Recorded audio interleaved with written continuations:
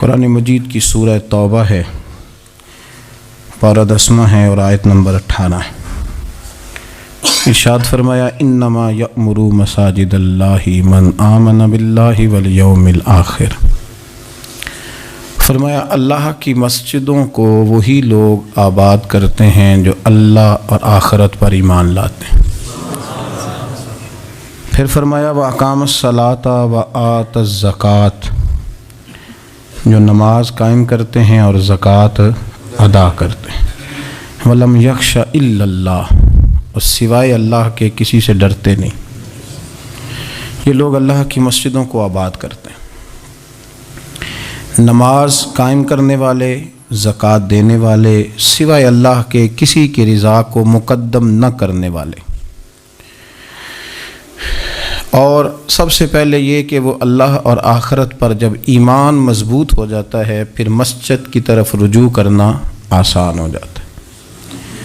نبی کریم صلی اللہ تعالیٰ علیہ وسلم نے فرمایا ہے کہ اللہ تبارک و تعالیٰ نے مجھے جو فضیلتیں دی ہیں نا، ان میں سے ایک فضیلت یہ ہے کہ اللہ تعالیٰ نے میرے لیے ساری زمین کو مسجد بنا دی ہے۔ اس کا معنی یہ ہے کہ جہاں بھی نماز ادا کرو گے تمہاری نماز ہو جائے گی، لیکن وہ خاص حصہ، وہ خاص جگہ جو نماز کے لیے وقف کر دی جاتی ہے اس کو مسجد کہا جاتا ہے۔ مسجد کا لغوی معنی تو سجدہ گاہ کے، لیکن وہ خاص باؤنڈری جس کو مختص کر دیا جاتا ہے کہ یہاں نماز پڑھی جائے گی، اس کا نام مسجد ہے۔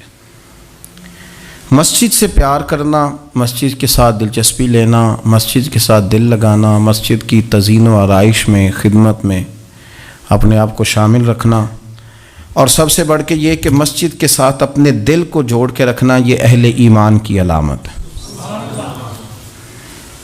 مسلمان کا روحانی رشتہ اللہ اور اس کے رسول صلی اللہ علیہ وسلم کے ساتھ ہے۔ آپ کا جس آدمی کے ساتھ رشتہ مضبوط ہوتا ہے آپ اس کے مکان کی طرف کھنچے چلے جاتے ہیں، کوشش کر کے جاتے ہیں کہ میرا بھائی سے ملنے کو دل کر رہا ہے، تو اس کی طرف توجہ ہو جاتی ہے، وقت نکالتے ہیں، ٹائم خرچ کرتے ہیں، پیسہ لگاتے ہیں، وہاں جاتے ہیں۔ بیٹی میں نے بیاہ دی ہے، اپنے گھر چلی گئی ہے، پر میرا ملنے کو دل کر رہا ہے، وقت فرصت سارا کچھ دیکھ کے وہاں پہنچ جاتے ہیں۔ اصل اس گھر جانا مقصود نہیں ہوتا، اصل تو بیٹی کی ملاقات مقصود ہوتی، اصل بھائی کا مکان دیکھنا مقصد نہیں، اصل تو بھائی کی ملاقات مقصد ہے۔ تو مسجد میں جب آپ آتے ہیں تو مقصود یہ ہے کہ میں اس جگہ جا رہا ہوں جسے رب کریم نے اپنا گھر قرار دیا ہے۔ اب اس گھر کے ساتھ دلچسپی، اس گھر کے ساتھ آپ کا تعلق مضبوط ہوتا چلا جاتا ہے۔ رسول کریم صلی اللہ علیہ وسلم نے فرمایا ہے کہ زمین پر جو گھر سب سے پہلے بنایا گیا، جو مسجد سب سے پہلے بنائی گئی، وہ بیت اللہ شریف، مسجد الحرام، اور فرمایا جب ساری دنیا فنا ہو جائے گی تو جو جگہیں باقی رہ جائیں گی وہ مسجدیں، وہ حصہ جس پہ مسجد تعمیر کر لی جاتی ہے وہ حصہ باقی رہے گا۔ مسلمانوں کے اندر جہاں چیزیں بڑی تیزی کے ساتھ پھیلیں اور ہماری دلچسپیوں کا رخ جب سے دنیا داری کی طرف زیادہ بڑھا تو مسجد سے بھی تھوڑا سا لوگوں کا رجحان کم ہوا ہے۔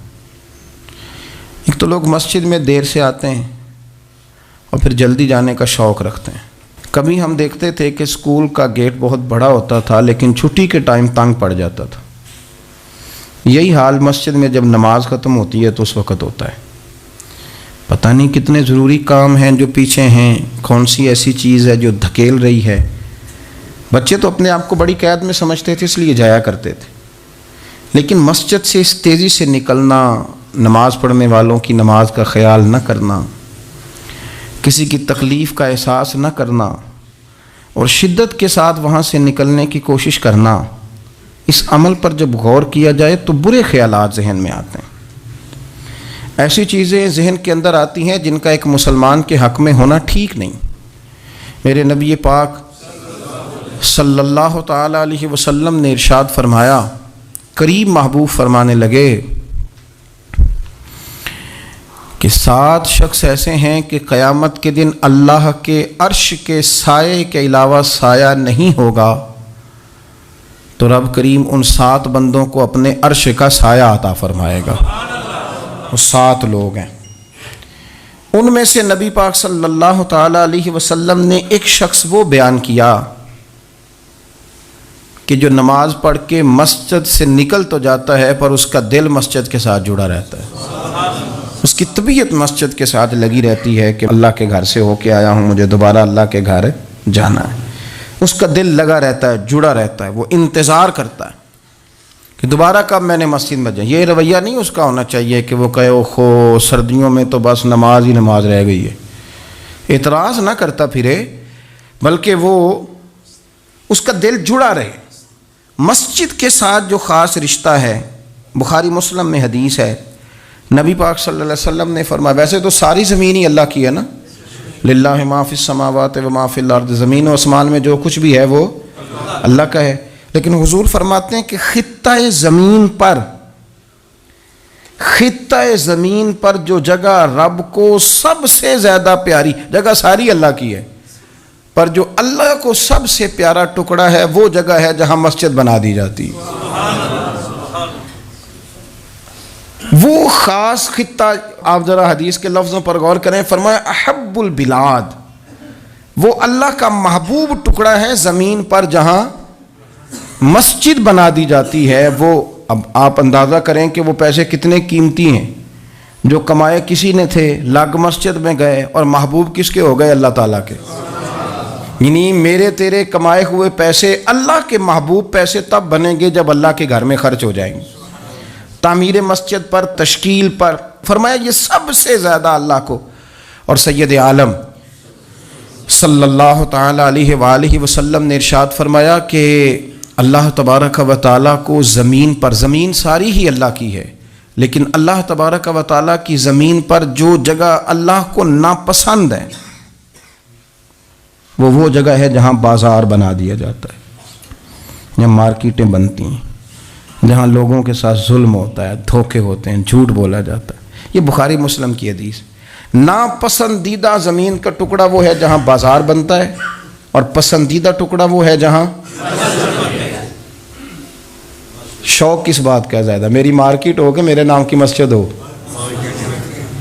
یہ میری زمین کا جو ٹکڑا, میری مارکیٹ ہو, میرا پلازا ہو, اور پچھلا مکان خرید کے نہ تو ایک لائن پیچھے نکالتا ہوں, 12 دکانیں ادھر ہو جائیں گی, 12 دکانیں ادھر ہو جائیں گے, پھر حساب نکالتا ہے کہ 20,000 ایک کا کرایہ ہے تو کتنا بنا مہینے کا.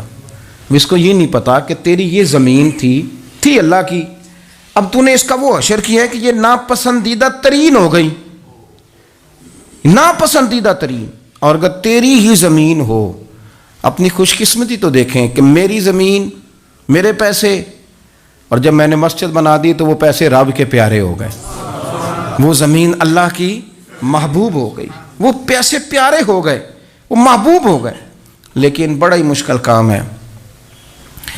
مسجدوں میں اعلان ہوتا ہے کہ بل آ گیا ہے, کو مہربانی کرو, اور پھر پکے سچے حاجی, نمازی, نیک صالح پرہیزگار بندے بڑی مشکل سے جیب میں ہاتھ ڈالتے ہیں, اور جو باہر آتا ہے اس میں پورا 100 روپیہ نکل آتا ہے, پورا ہی 100, یعنی کہ, اور گننے میں آپ کو پتہ ہے 1-1 روپیہ کر کے گنے تو 5-7 منٹ تو 100 گننے میں لگ ہی جاتے ہیں, پھر وہ گننا پڑتا ہے.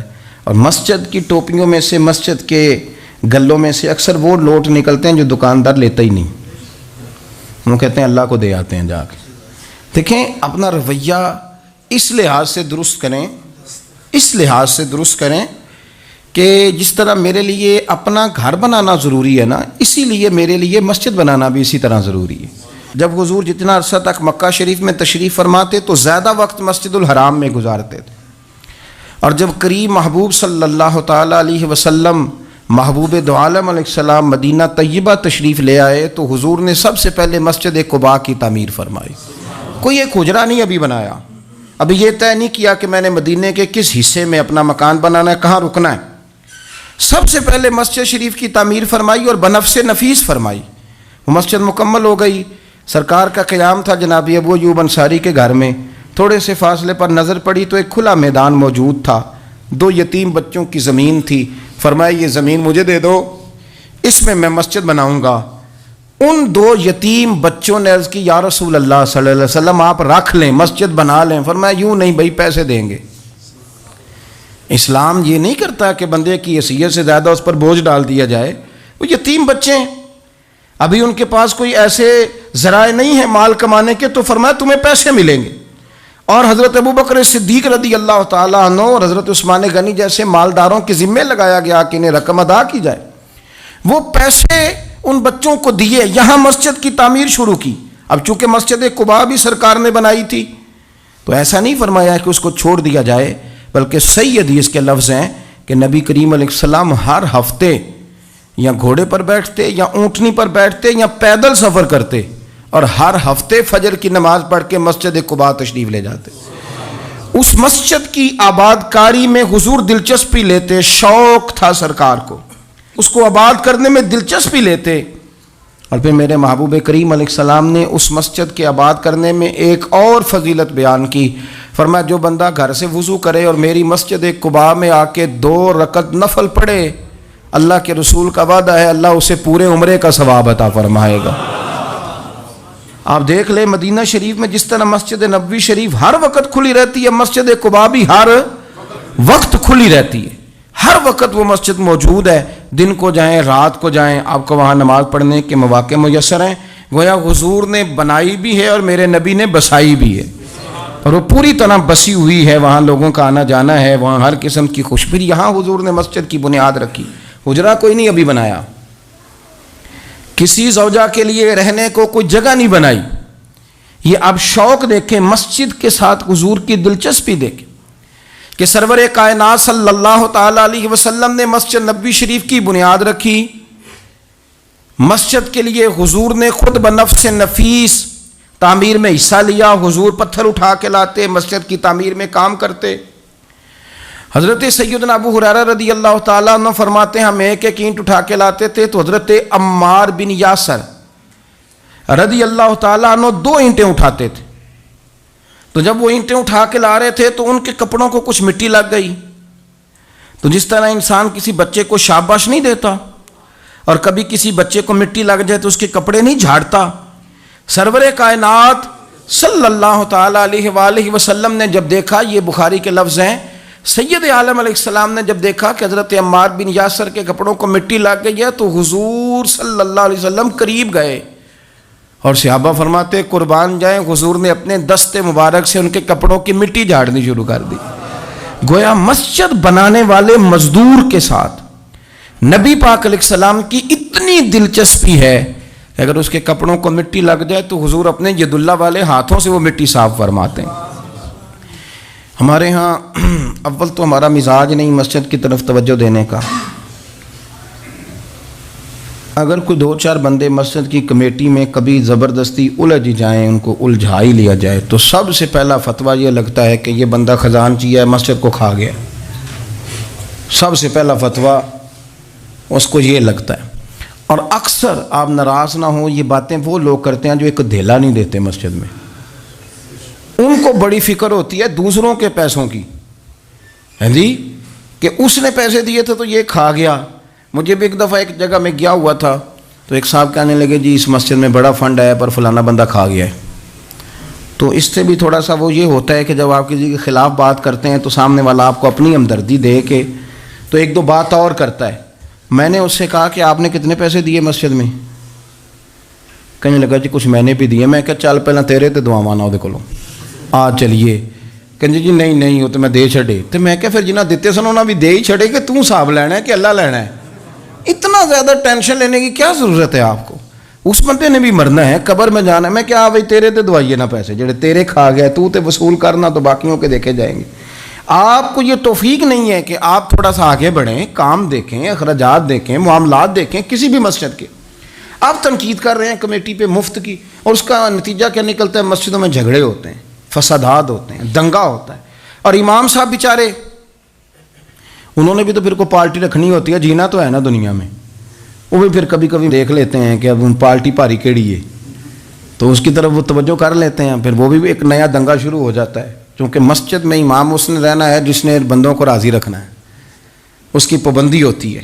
ایک نے کہہ دیا تو کھل کے نماز پڑھا، سویرے ہی تو مزہ ہوتا ہے نماز پڑھن کا. تو دوسرا کہتا ہے قاری صاحب آپ تو فارغ ہیں، ہم نے تو ڈیوٹی بھی کرنی۔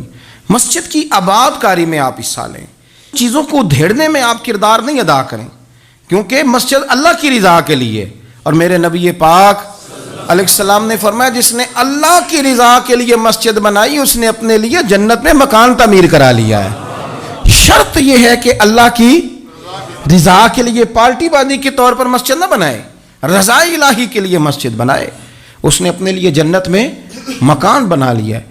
مسجد کے ساتھ دلچسپی ہونی چاہیے، مسجد کی صفائی کریں، مسجد کے ساتھ آپ دیکھیں کہ کون سا بلب خراب ہے، اس بلب کو آپ چینج کر دیں۔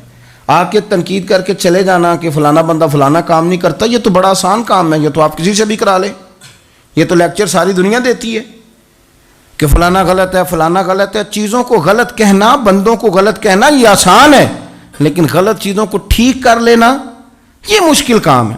یہ والا میرے بھائی فریضہ سر انجام دیں، کوشش کریں کہ مسجد کے آپ قریب آئے۔ حضرت تمیم داری رضی اللہ تعالیٰ عنہ میرے نبی کریم کے صحابی ہیں، انہوں نے سب سے پہلے مسجد میں آ کے چراغ جلایا تھا۔ اتنے راضی ہوئے میرے نبی پاک، اتنے راضی ہوئے، فرمایا تمیم تو نے مسجد میں چراغ نہیں جلایا، تو نے تو اپنی قبر روشن کر لی ہے، اور فرمایا تم نے تو مکمل نور حاصل کر لیا ہے، مکمل۔ اور خاص حضور نے ڈیوٹی لگائی سیدنا بلال حبشی کی، وہ مسجد کا خیال کرتے، مسجد پہ توجہ دیتے، مسجد نبوی میں کون سی چیز کہاں کس انداز میں کرنی ہے، حضرت بلال وہ خدمت سر انجام دیتے۔ نبی پاک علیہ السلام مسجد کے لیے مختلف اوقات میں مختلف احکام جاری کرتے۔ پہلے سرکار دو عالم صلی اللہ علیہ وسلم نے ایک دروازہ مخصوص کر دیا تھا، فرمایا بھئی ایک فیصلہ میرا یہ ہے کہ اس گیٹ سے صرف عورتیں آئیں گی، مرد نہ داخل ہوں۔ حضور نے وقف کر دیا عورتوں کے لیے۔ پھر ایک وقت ایسا آیا کہ نبی پاک صلی اللہ علیہ وسلم کے بہت سارے صحابہ نے، جن کے گھر مسجد کے بالکل ساتھ ساتھ تھے، انہوں نے مسجد کے اندر دروازے کھول لیے تھے، مسجد میں آیا کرتے تھے۔ اللہ کے رسول صلی اللہ علیہ وسلم نے فرمایا بھی اب جماعت کا وقت ہوتا ہے اور بالکل دروازہ مسجد کے اندر تم نے کھولا ہوا ہے تو کچھ چیزوں میں مشکل پیدا ہوتی ہے، لہذا سارے دروازے بند کر دو، ایک دروازہ کھلا رہے، اور وہ ہے جناب ابو بکر صدیق کا۔ وہ آج بھی کھلا ہے مسجد نبوی میں، اس کو وہ دروازے کو بند نہیں کرتے، کبھی ضرورت ہو تو وہ آگے کوئی کنات لگا دیتے ہیں، دروازہ وہ ہمیشہ کھلا رہتا ہے، اس لیے کہ اس کو میرے نبی پاک نے کھولا ہے، وہ دروازہ کھلا رہتا ہے۔ حضور نے مختلف اوقات میں مسجد کی تزئین و آرائش میں، اس کی وسعت میں دلچسپی کا اظہار کیا۔ حضرت بلال جھاڑو دیتے، آنے والے لوگوں کا خیال کرتے۔ مجھے کہہ لینے دیں، اس کو سیاسی نہ رہنا سمجھے، مجھے کہنے دیں، اور میں بہت ساری احادیث اور بہت ساری سیرت کی کتابوں کا نچوڑ ایک جملے میں بیان کرتا ہوں۔ مسجد نبوی ایک پارلیمنٹ ہاؤس کا درجہ رکھتی تھی، اسی میں سارے فیصلے ہوتے تھے، اسی کے اندر کافروں کے ساتھ جو معاملات تھے وہ طے ہوتے تھے، اسی میں ہر چیز سیٹ ہوتی تھی مسجد کے اندر۔ ہماری سیاست ناپاک اس لیے ہوئی ہے کہ ہم نے مسجد سے باہر نکال دی۔ جب تک یہ مسجد کے اندر تھی، وضو کر کے لوگ بیٹھتے تھے، قرآن پاک کی آیات بیان کر کے اپنا موقف بیان کرتے تھے، بڑا صاف ستھرا نظام چلتا تھا۔ امیر المومنین کا پارلیمنٹ ہاؤس مسجد ہوتی تھی، وہ مسجد میں بیٹھ کے سارے کام کرتے تھے، اور مسجد کے پاکیزہ ماحول کے اندر سارے کام مکمل کیے جاتے تھے۔ حضرت سیدنا بلال حبشی کی ڈیوٹی تھی، جن لوگوں نے مسجدیں بنائی ہوتی ہیں ان کو مسجدوں سے پیار بھی بڑا ہی ہوتا ہے، اور میں اکثر آئمہ مساجد کو میں نے دیکھا ہے، امام صاحب نہ بیچارے پہلے انہوں نے بندہ تلاش کرنا ہوتا ہے جو ان کی جگہ پہ نماز پڑھائے، پھر انہوں نے کہیں جانے کا وعدہ کرنا ہوتا ہے، پھر وہ 15 فون کرتے ہیں، فلانے کے پاس چابیاں ہیں وہ لے کے جماعت کرا دینا، بڑا پیار کرتے ہیں مسجد سے بڑا، لیکن اس بیچارے کا ایک قدم بھی مسجد میں پکا نہیں ہوتا۔ سارے نمازی غلطی کر لیں، بھول جائیں تو بچ جاتے ہیں، ان کو کوئی مسجد سے نہیں نکالتا، لیکن امام کبھی کسی موقع پر کسی بھی جگہ کو 2-4 جگہ پہ چھٹی کر لے، کوئی غلطی کر لے تو فارغ ہو جاتا ہے، حالانکہ سب سے زیادہ دلچسپی اس کی ہوتی ہے مسجد کے ساتھ۔ ہم مسجد کی آباد کاری میں جب ذوق پیدا کریں گے، نبی پاک صلی اللہ علیہ وسلم جب سفر پہ جاتے تھے تو سب سے آخر میں مسجد نبوی شریف میں آتے، نماز پڑھتے، اور جب سفر سے واپس آتے تو سب سے پہلے مسجد میں آتے، نماز ادا کرتے۔ حضرت بلال حبشی مسجد کی خدمت کرتے تھے، پھر حضور کے وصال کے بعد وہ ملک شام تشریف لے گئے، وہاں انہوں نے وقت گزارا۔ حضرت عمر فاروق رضی اللہ تعالیٰ عنہ جب ملک شام کے دورے پر تشریف لے گئے اپنے دور خلافت میں، تو کہتے ہیں میں جناب بلال حبشی سے ملنے گیا، تو کہتے ہیں حضرت بلال نے سب سے پہلے مجھ سے پوچھا کہ بتاؤ میرے نبی پاک کی مسجد کا کیا حال، وہ فلاں کونے کی کیا پوزیشن ہے، فلاں جگہ اب کیا حالات، وہ فلاں جگہ سیدہ عائشہ کے حجرے کے پاس فلانا کام ہونے والا تھا، اس کی کیا پوزیشن ہے، ایک ایک چیز کے بارے میں پوچھا۔ کیا خوبصورت فرمان ہے حضرت عبداللہ ابن مسعود کا، آپ فرمایا کرتے اللہ کا کوئی بندہ جب مسجد میں کسی مخصوص جگہ نماز پڑھتا ہے نا، تو جب وہ کچھ دن نہیں آتا تو مسجد اس کا انتظار کرتی، مسجد اس سے ڈھونڈتی ہے، مسجد پوچھتی ہے وہ کدھر گیا، قربان جاؤں۔ فرمایا اگر وہ بندہ انتقال کر جائے، وہ دنیا چھوڑ جائے، تو مسجد کی وہ صف روتی ہے، وہ اسے ڈھونڈتی ہے، وہ اس کو تلاش کرتی ہے، وہ اس کے لیے آنسو بہاتی، اللہ کے حضور التجا کرتی ہے کہ یا اللہ وہ یہاں رہا کرتا تھا، وہ یہاں نماز پڑھتا تھا، وہ یہاں آیا کرتا تھا، مسجد اس کے لیے روتی ہے۔ اللہ کرے آپ سمجھے میری بات، کسی کو بیٹے رو رہے ہیں، کسی کو بیٹیاں رو رہی ہیں، کسی کو وہ لوگ رو رہے ہیں جن کی ضرورتیں پوری کرتا تھا، اور یہ جو مسجد سے پیار کرنے والا تھا، مسجد کا نمازی، اس کے لیے مسجد کی صف، مسجد کا مصلی آنسو بہاتا ہے، اے مالک وہ کہاں گیا جو یہاں نماز پڑھتا تھا، مجھے بتلاؤ۔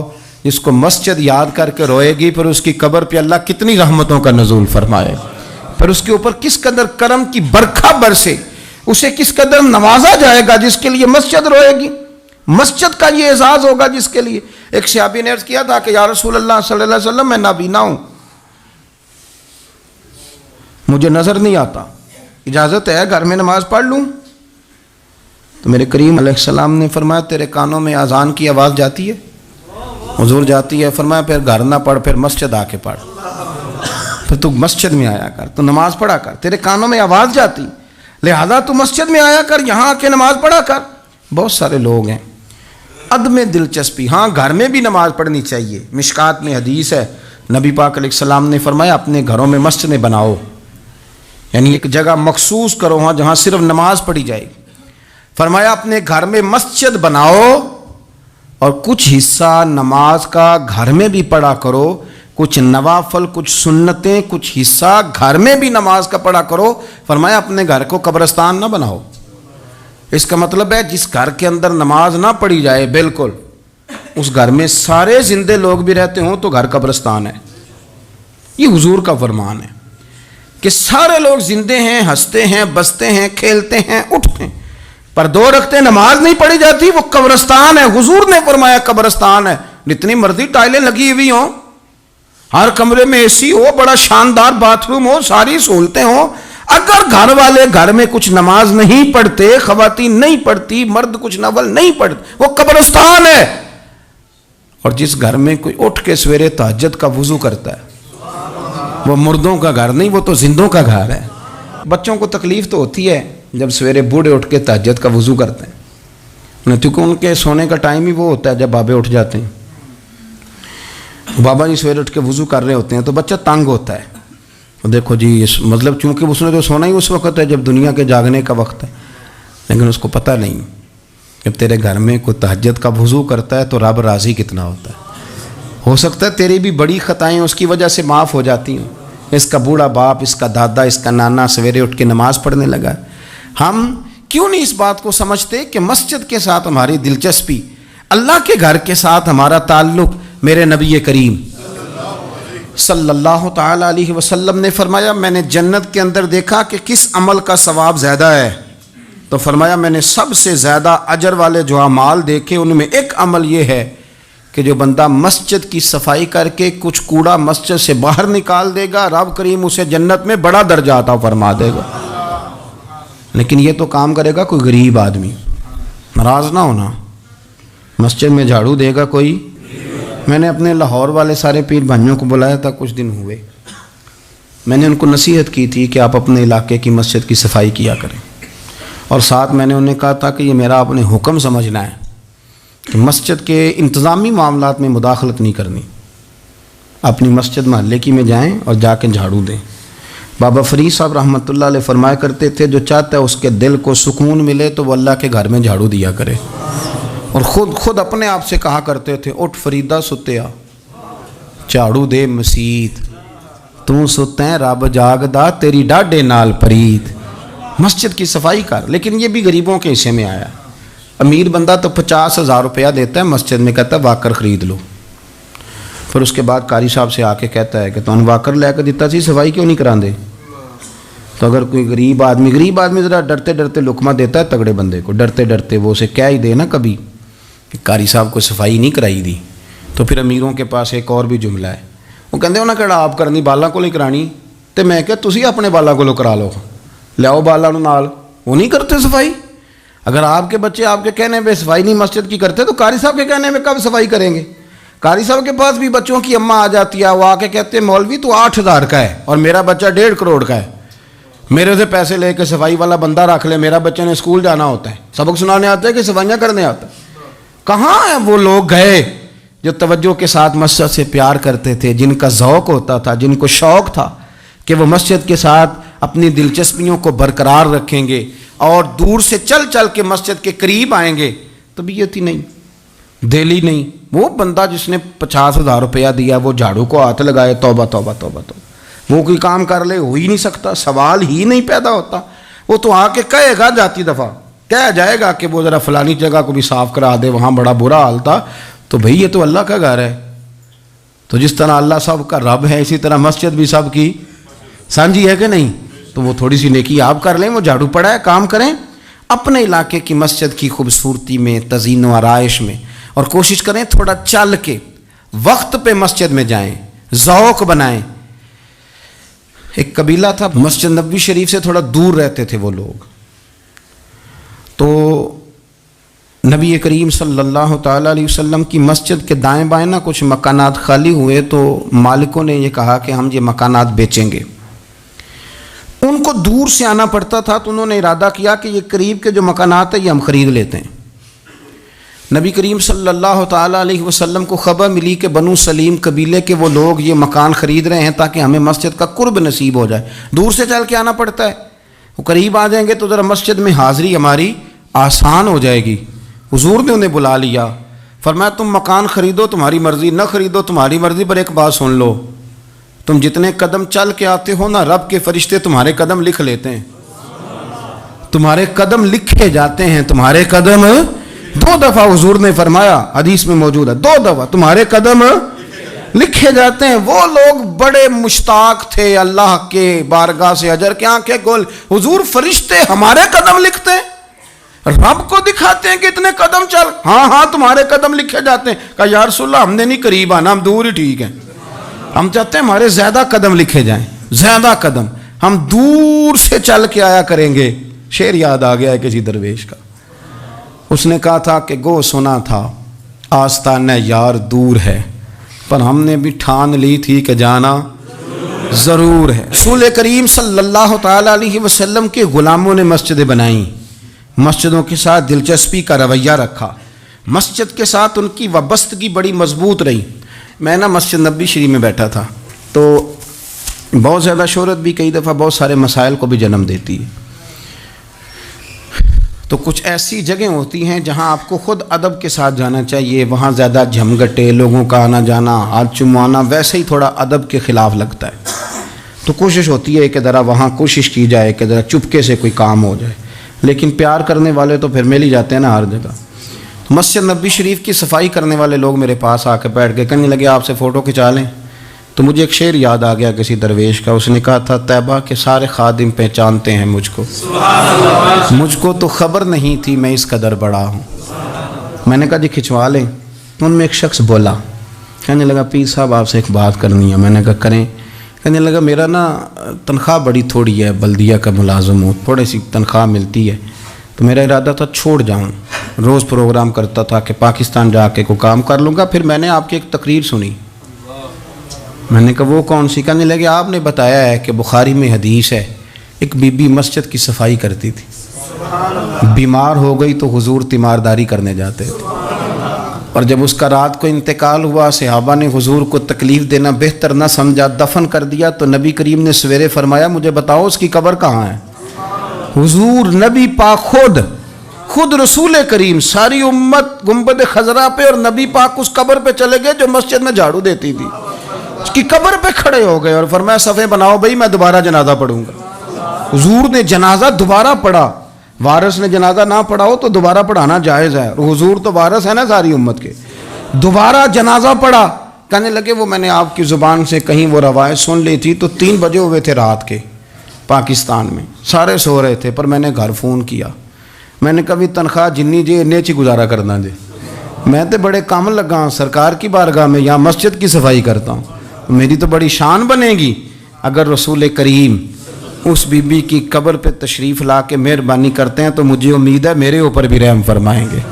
تو تنخواہ تھوڑی صحیح پر نصیب تو بڑا اونچا ہے نا، تو میں کوشش کرتا ہوں کہ یہ تعریفیں چھپا کے رکھی جائیں، پر میں نے اسے کہا میں کہ تھوڑا اونچی بول اور ذرا گنبد شریف کی طرف منہ کر کر کے بات کر، تاکہ گواہی ہو جائے نا، گواہی ہو جائے۔ عرش پہ تازہ چھیڑ چھاڑ، فرش پہ طرفہ دھوم دھام، کان جدھر بھی لگائیے تیری ہی داستان، کان جدھر بھی لگائیے تیری ہی او یارو، بڑا خوش بخت نہیں وہ آدمی جس کو اللہ تبارک و تعالیٰ کے گھر کی حاضری کا یہ موقع نصیب ہو، وہ تھوڑا ذوق بنائے، وہ مسجد میں جائے، مسجد کے ساتھ پیار کرے، مسجد کے ساتھ اس کی دلچسپی ہو، مسجد میں وہ چراغ جلائے، مسجد میں وہ جھاڑو دے، وہ مسجد کی صفائی کا خیال کرے، وہ دیکھے کون سی چیز ہے مسجد کی جو صحیح ہونے والی ہے اس کا خیال، اور بڑا ہی خوش بخت ہے۔ آپ یقین کریں مجھے سب سے زیادہ اس بندے سے پیار ہے جس کو فکر رہتی ہے کہ ٹائم ہو گیا میں نے مسجد کھول لی۔ کچھ آئمہ مساجد، کچھ مؤذنین کو جن کے پاس چابیاں ہوتی ہیں، میں نے دیکھا ہے بڑے وقت پہ جائیں گے، مسجد کھولیں گے، صفے بچھائیں گے، یہ بڑے خوش بخت لوگ ہیں، یہ میرے نبی پاک کے پیارے ہیں، یہ رسول اللہ صلی اللہ علیہ وسلم اپنے اپنے علاقے کی محلے کی مسجد سے پیار کریں، وہاں آپ ڈیوٹی کریں۔ ہمارا نہ جو بندہ ڈیوٹی کرتا ہے وہ نہ کچھ سربراہی بھی لینا چاہتا ہے، بغیر سربراہی کے ڈیوٹی کریں، دیکھیں آپ وہاں کیا خدمت سر انجام دے سکتے ہیں، کس طرح کر کے آپ اپنا کردار، آپ کی طبیعت بڑی ٹھنڈی رہے گی۔ آپ اللہ کے گھر سے پیار کریں گے تو اللہ آپ کے گھر کو آباد کرے گا، آپ کو بڑی ساری برکتیں، بڑی ساری سعادتیں ملیں گی، بڑی ساری نعمتیں آپ کو میسر آئیں گی۔ ایک دفعہ میں یہاں نا نماز پڑھ کے نا تھوڑا تھوڑا میں کبھی جب میں خود جماعت کرایا کرتا تھا شروع میں، تو میں یہاں تھوڑا سا گھومتا تھا کئی دفعہ باہر گلی میں، تو 15-20 دنوں کے بعد ایک بابا جی کبھی آتے تھے تو 10 روپے 15 روپے بار گلے میں ڈال کے چلے جاتے تھے، تو میں نے ان کو میں جانتا نہیں تھا، 2-3 دفعہ نظر پڑی تو مجھے تھوڑا سا ذہن بنا کہ یہ بزرگ کون ہے۔ میں نے ایک دن ان سے کہا، میں نے کہا بزرگوں آپ اکثر آتے ہیں اور 10-15 روپے آپ گلے میں ڈالتے ہیں اور آپ چلے جاتے ہیں، پھر جدھر سے آپ آتے ہیں، یہاں تو نا بندہ رستے سے گزر رہا تھا تو جاتی دفعہ مسجد نظر آئی تو اس نے کچھ ڈال دیا تو واپس لوٹ جاتے ہیں۔